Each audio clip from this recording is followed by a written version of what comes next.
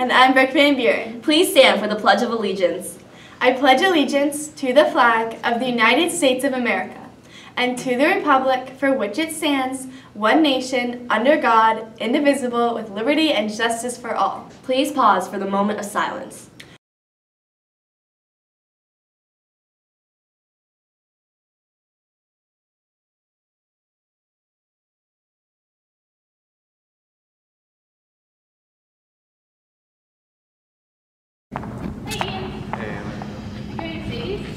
I don't think I'm free that weekend. I'm gonna go squirrel hunting with my grandma, actually. Come on, everyone's invited. I don't know if I really want to go. It's for a great cause. What cause? 5P Minus Society. What's that? This song knows all about it. Come on.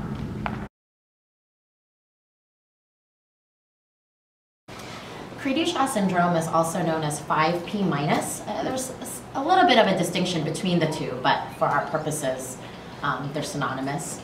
But basically, it's a rare chromosomal disorder where on her 5th chromosome, a portion of it is missing. It's been deleted, and that's where the name came from, 5P minus.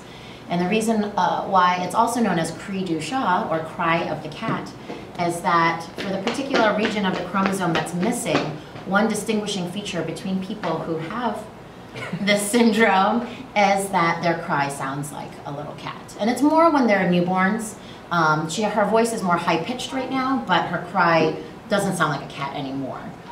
But when she was first born, you close your eyes and you swear there's a kitten in the room. So, but some of the characteristics of people that have been diagnosed with 5P minus or Cri-du-chat syndrome are intellectual disabilities and developmental delays, low muscle tone, which is why she rolled over late when she was a baby, and she sat up late when she was a baby. She's walking, which is a huge milestone. Some people with the syndrome never walk, never talk, and just need lifelong support. And so it's a spectrum disorder, and we're still not sure where on the spectrum she'll fall, but every milestone she reaches is a celebration for us. So she attends preschool right now, and of course there's not a lot of curriculum going on, but a lot of learning through play. And so far we haven't seen too much impact in her schooling, but we're starting to see the gap widen between her and her peers in terms of what they're able to accomplish and what she's able to accomplish. But we appreciate the fact that when she's in a classroom full of typical children, that's helpful for her. She gets to see what they can do, and I think that helps her kind of want to do what they're doing. And we see the same thing at home with her 2 older sisters. You know, they're climbing, so she wants to climb. They're drawing, so she wants to draw. And so we think that being with her peers, typical peers, it's helpful and beneficial for her. Initially, it was a lot of, I would say we actually went through a period of mourning. It was pretty devastating at first to get that diagnosis.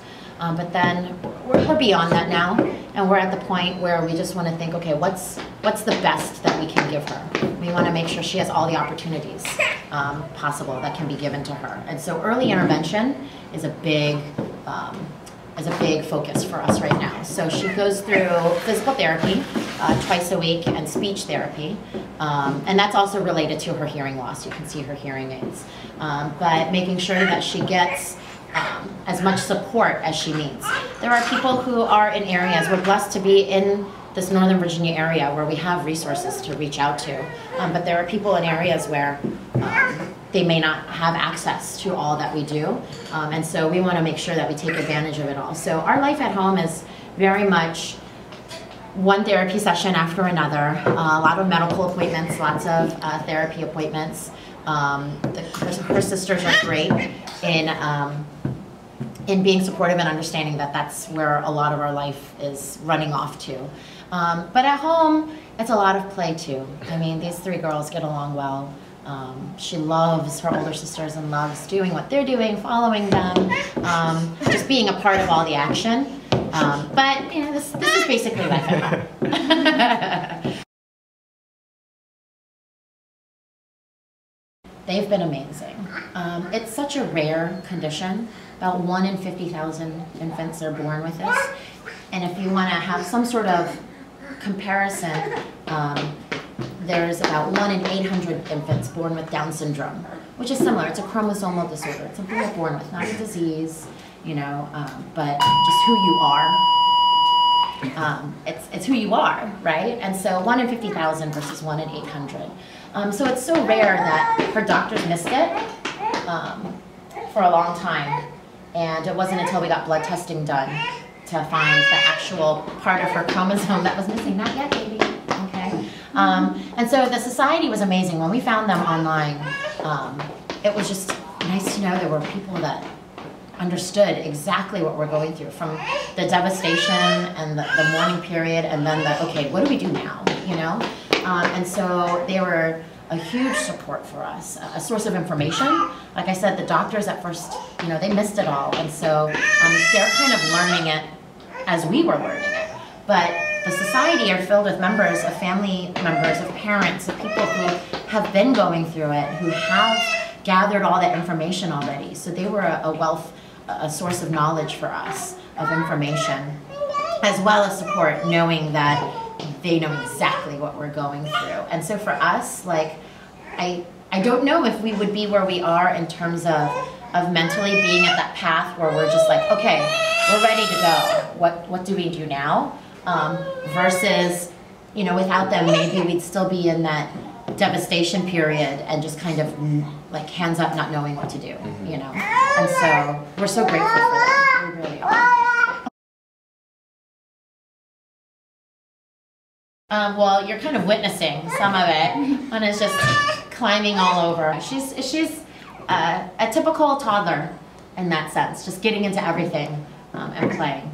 So. Thank you guys for taking the time. Nice to meet you, Josie. Nice to meet you too. Hopefully it was entertaining as well as informational.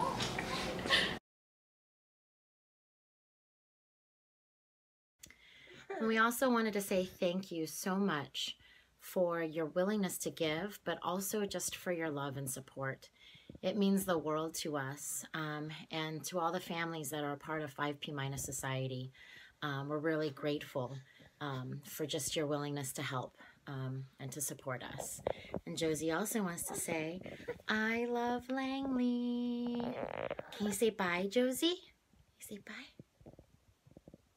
Attention all Saxons. Sadie's is on February 3rd from 8 to 10 p.m. You can start buying your tickets in the cafeteria for $5 each during all lunches. All of the proceeds will be donated to 5P- Society for Mrs. Song's daughter, Josie. Make sure to buy your tickets to support a great cause. Congratulations to Langley Model UN, who traveled to compete at the Ivy League Model UN Conference. They faced very tough competition, but they still won Best Large Team Delegation Award, which is equivalent to first place. Individual students won multiple independent awards. Also, don't forget that the deadline to submit a new club application is Friday, February 9th. Go to langleysports.org and click on the Clubs tab for application information. If you have any questions, please contact Ms. Ayub in the Activities Office. Hey V, are you planning on trying out for a spring sport? I don't know, but what do I need to try out? It's less than a month away. Tryouts will begin on Monday, February 19th. In order to try out, you need to have a completed VHSL form turned into the Activities Office, and the concussion education program must be completed. That's right. Both the athlete and parent must complete it. Also, an emergency care form turned into the coach's mailbox. Attention seniors, we have extended the yearbook senior ad deadline. It is coming up on February 16th. Go to langleyyearbook.com for more information on how to make and submit your ads. Or you can grab a flyer from the door of room 1207. The 150th person to buy a senior ad will receive a dozen duck donuts. Now we have a short video about taking Japanese at Langley.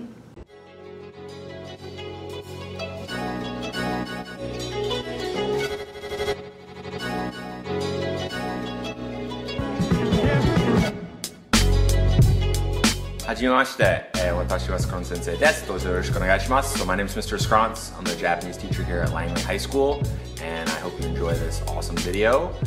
Quickly, I just want to tell you 3 things about Japanese. One is I promise you Japanese is incredibly fun. Hopefully there's some proof of that in this video. And please ask your friends that take Japanese about Japanese class. 2, it's a very, very unique class. Not many schools, not many places you're allowed to take Japanese.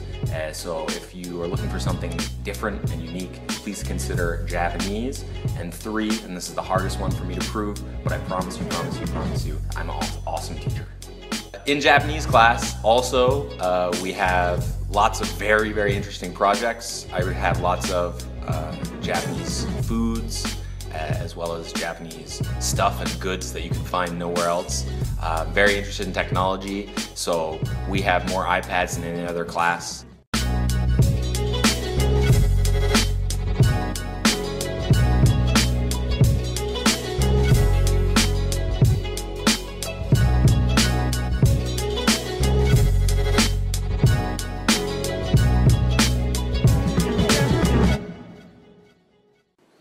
So よろしくお願いします。Look forward to seeing you soon.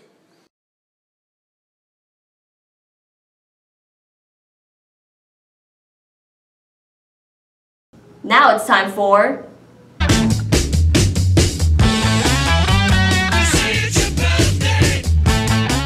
Happy senior birthday to Dennis Horahan. That's all for today. Have a great day, Saxons.